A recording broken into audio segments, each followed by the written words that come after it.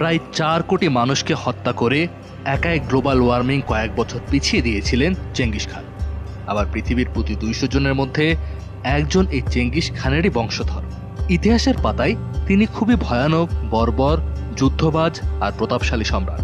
তার মতোই যুদ্ধবাজ আলেকজান্ডারকে গ্রেট বলা হলেও তাকে খলনায়ক হিসেবে পরিচয় দেওয়া হয় পশ্চিমা মিডিয়ায়।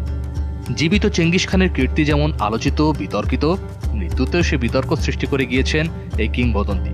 আজ পর্যন্ত তার কবর খুঁজে পাওয়া যায়নি। কেউ কেউ বলে কখনই তার কবর খুঁজে পাওয়া যাবে না। এমন উপকথাও চালু আছে, যেদিন চেঙ্গিস খানের কবর পাওয়া যাবে সেদিনই পৃথিবী ধ্বংস হয়ে যাবে। এই মিথের প্রতি মানুষের বিশ্বাস আরও শক্ত হয় চেঙ্গিসের উত্তরসূরি তৈমুরলংয়ের কবর খোঁড়ার পর। তুরস্কে তৈমুরলংয়ের কবর খুঁড়েছিল সোভিয়েতের প্রত্নতাত্ত্বিকেরা। কারো কারো ভাষ্য মতে তৈমুরলংয়ের কবরে লেখা ছিল, আমি জেগে উঠলে পুরো পৃথিবী কেঁপে উঠবে।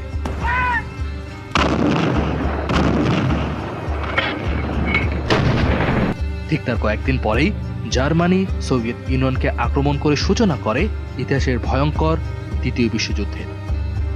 পৃথিবীর সবচাইতে বড় একক সাম্রাজ্যের অধিপতি ছিলেন চেঙ্গিস খান।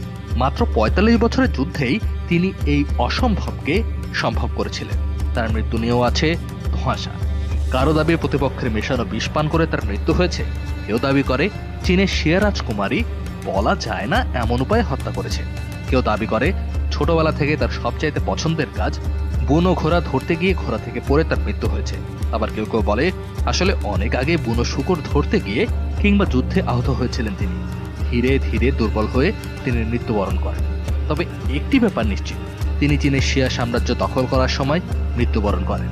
আর মৃত্যুর পর তার কবর এমনভাবে দেওয়া হলো যে তার নামের সাথে প্রায় 800 বছর ধরে রহস্য সৃষ্টি করে রেখেছে।